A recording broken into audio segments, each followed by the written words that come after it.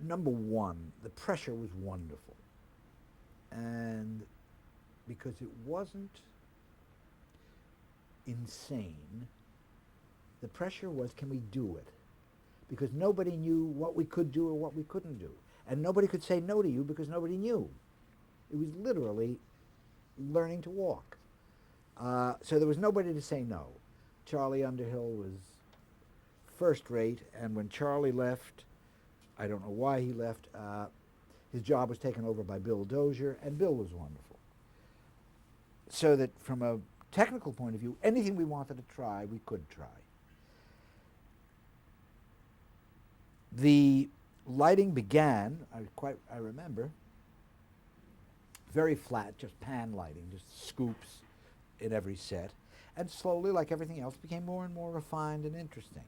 And you'd have really fine lighting men. I remember a wonderful lighting guy that we had called Sal Bonsignori. And Sal really tried to create a mood on a set. Uh, Began using spotlights quite effectively. And also, since the lights couldn't change and had to account for a lot of action, there was very little specific. He couldn't get it too specific. It had you always had to have the scoops there for a general light, you know. Uh, there was a wonderful guy at ABC by the name of Imi Fiorentino, and Imi was a marvelous lighting guy. It was quite extraordinary how much mood they could get in while still staying within the general parameters. Also, the cameras needed a certain basic level of light simply to function. The lighting man was also under the control. He did not have final say. Final say went to the video control guys. There'd be one video control man for each camera, and he would set lens opening. He would set the diaphragm. The f-stop. He would set contrast. He would set everything that had to do with the quality of the picture, and he could overrule the lighting guy. If he said to the lighting guy, that look, I can't handle that contrast, the lighting guy would have to add a general fill light to reduce the contrast. He, in turn, of course, was responsible to the technical director. The audio men were wonderfully trained. I mean, I remember Billy Taylor, who would handle 16 pots on the show.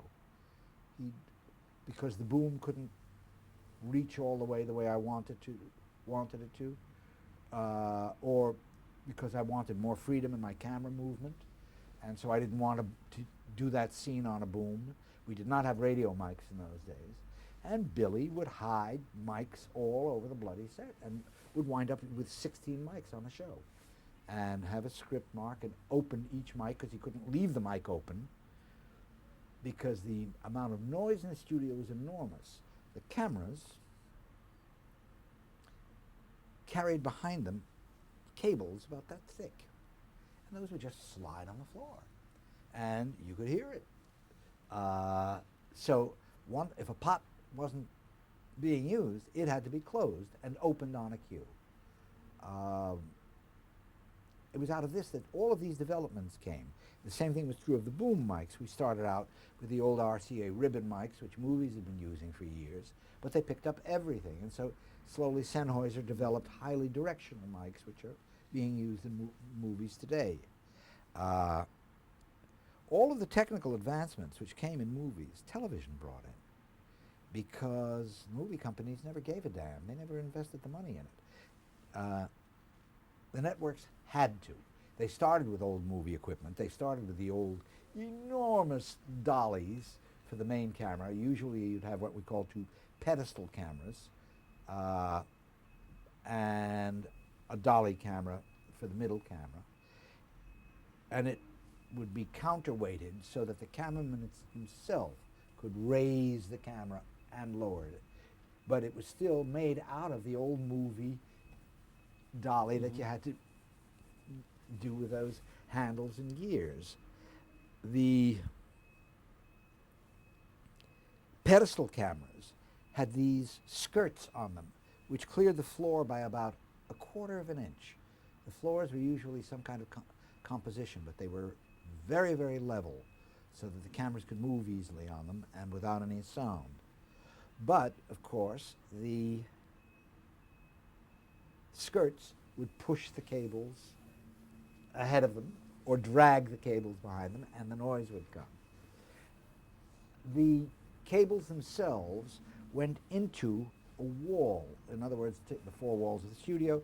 You might have, when you were setting it, the setup was very important, because if you put a cable into this wall for this camera and put a cable into this wall for this camera, you better not wind up like that, because if you got your cables twisted, the cameras wouldn't be able to move. So all of these things had to be figured out in meticulous detail. The greatest leap forward, I must say, belonged to me when all of a sudden I got so tired of being limited by where I could move my cameras because of their cables coming out of the walls. I said, aha, I know what we do. We're going to run them up from the walls into the grid and drop them down the middle. Once the cables were dropped down the middle, of course, they could just go anywhere, and it didn't matter if they were pleated by the end of the show, as long as it was by the end of the show. A couple of other interesting technical things that we did was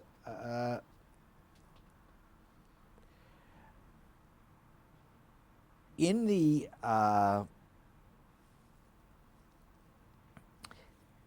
and I don't know how Billy did this. He would, as I say, these were not radio mics. He would sometimes ask for an extra cable man for the audio, and he would take a mic like this, although it was in those days quite a bit bigger. It would be about like that. It was called a peanut. And he would put it on the actor, on a line just like this, and run it down through the clothes. The actor had to move, and God help you if the actor got his feet messed up. But he worked it out very carefully and with a cable man, so that he got a good level on an actor. He was very ingenious. You would fight for good video control men and good lighting men, because of course every director wanted them.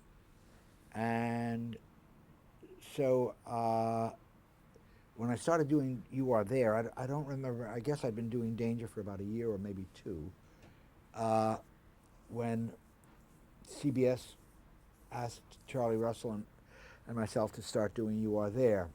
And we looked at each other and said, well, two's not much harder than one. And we were doing 2 half-hour shows a week.